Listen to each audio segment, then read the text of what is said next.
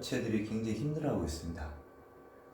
여러 가지 다양한 방법들이 동원이 되고 있지만은 현실적으로 그게 제대로 해결이 안 되고 있고 해서 저희가 기존에 나와 있는 솔루션들과는 완전히 차별화된, 저희는 이제 소프트웨어 방식이 아니라 이런 어셈블리라는 기계어가 있습니다. 이런 기계어를 통해 가지고 저희가 디바이스, 다시 말해서 데이터가 저장되는 물리적인 디스크의 주소를 핸들링을 해가지고 랜섬웨어로부터 데이터를 지키고 보존하는 그런 형태의 솔루션입니다. 일단 저희가 설명을 드리기에 앞서서 여러분들이 랜섬웨어라는 얘기는 많이 들어보셨을 거예요. 기사도 많이 나오고 있고 실제로 당해보신 분들도 상당히 주변에 많습니다. 그런데 지금 이 랜섬웨어가 어느 정도까지 발전을 했는지 그 랜섬웨어의 실체에 대해서 제대로 모르시고 계신 분들이 태반이에요. 그래서 기존의 솔루션들이 가지고 있는 어떤 한계점을 언급을 하면서 왜 그게 해결이 안 되는가를 잠깐 설명을 드리고 저희 솔루션을 이어가도록 하겠습니다. 저희가 기존 제품들의 한계점을 5가지 보고 있습니다. 보안 솔루션 한계, 백업 솔루션, 나스 장비, 근한 관리 방법, 그리고 최근에 나오는 삭제 포맷형 랜섬웨어의 출현, 이렇게 저희가 구분하고 있는데 첫 번째 질문을 이렇게 주시더라고요. 랜섬웨어 그거 뭐 보안 솔루션, V3 알약 이런 걸로 막을 수 있지 않나요? 어느 정도는 막을 수 있습니다. 하지만 작년에 우리가 랜섬웨어가 여태까지 랜섬웨어가 대부분이 이제 개인적 PC로 공격을 했어요.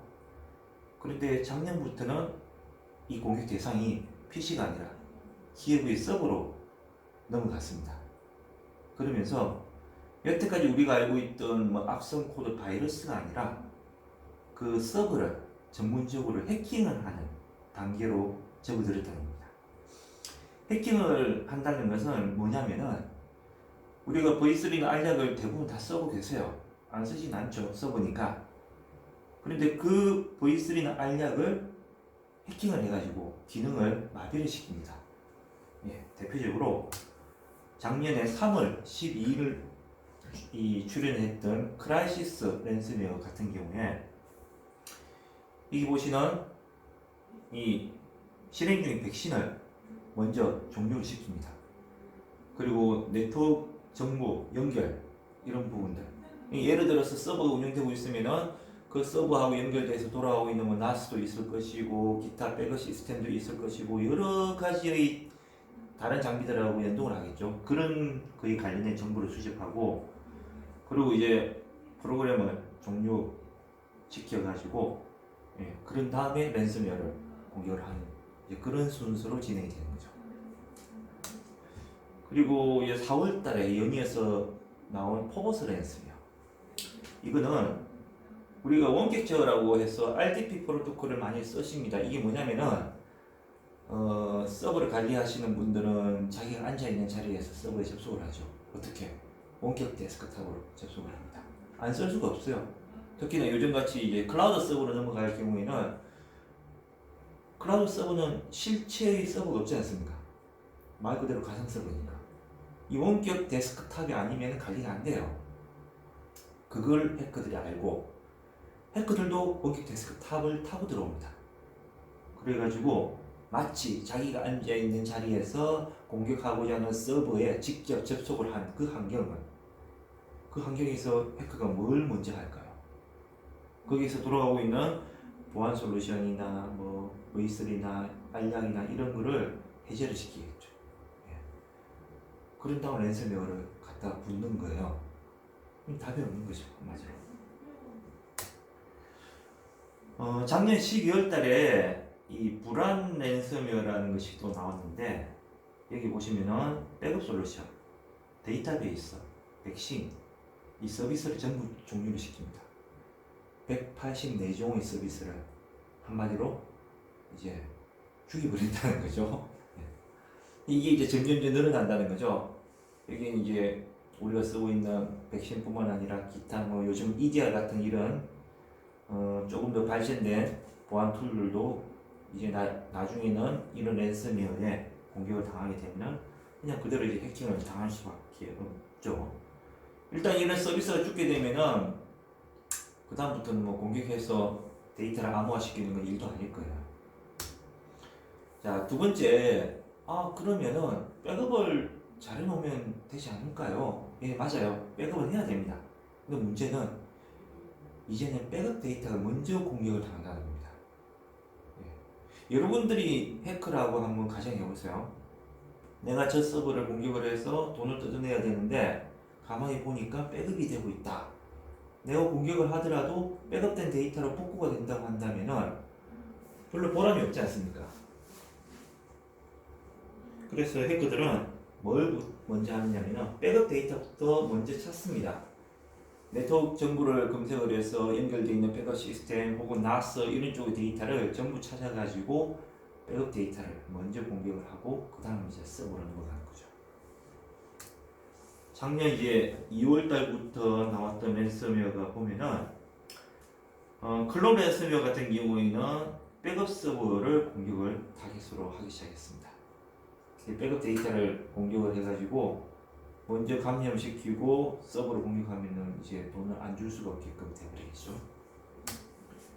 그래서 연이어서 이제 7월달 같은 경우에도 여기 보면 이제 백업 서버 데이터까지 동시에 공격을 한다.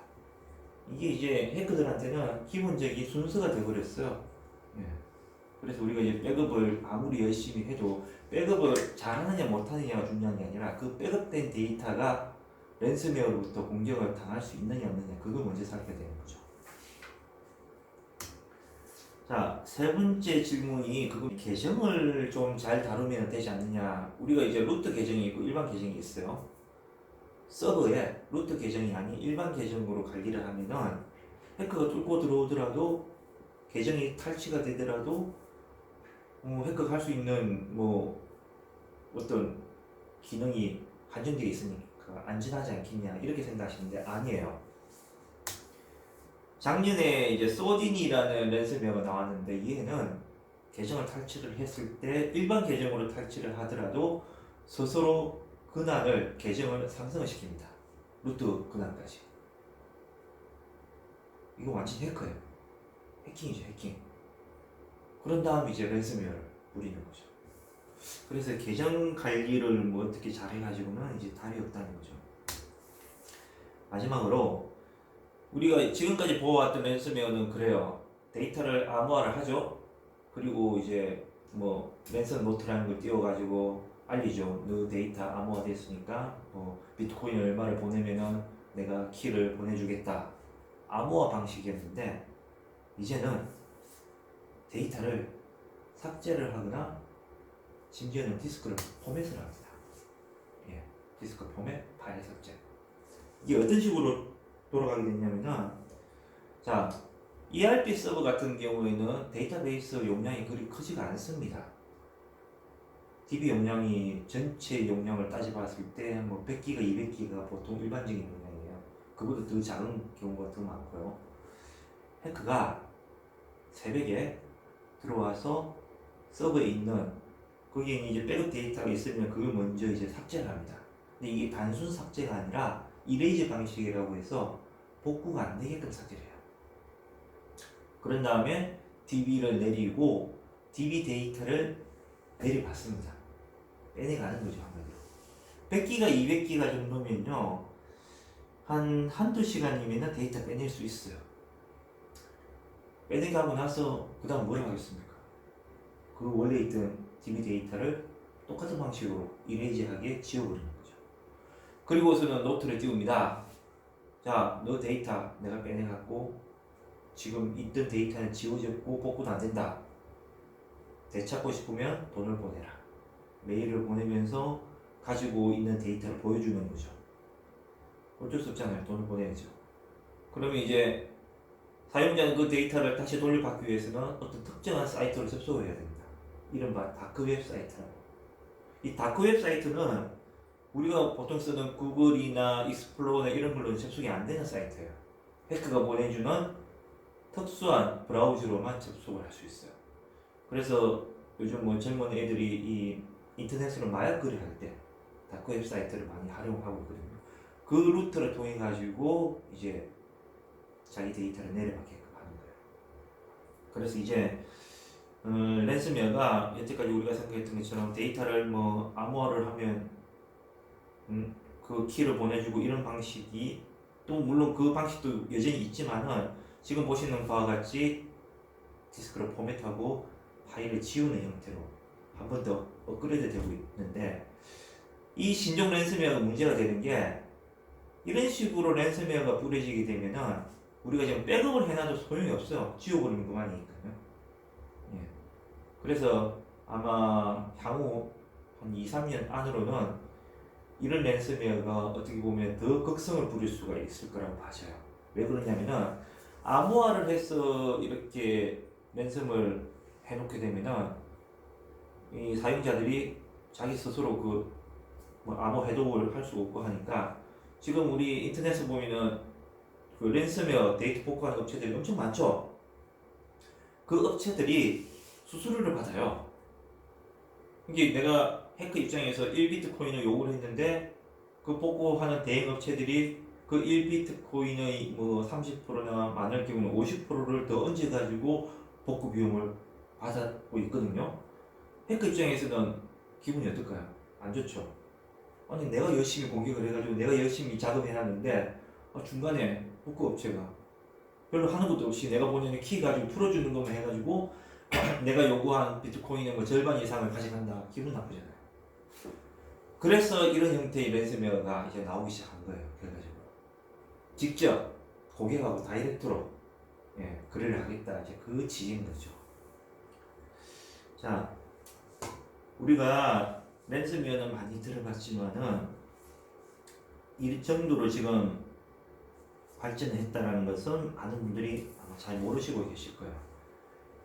그래서 이제 저희가 솔루션을 시장에 이제 출시를 하게 된 건데, 이름이 이 팩토리 그리고 세이프 리커버리입니다.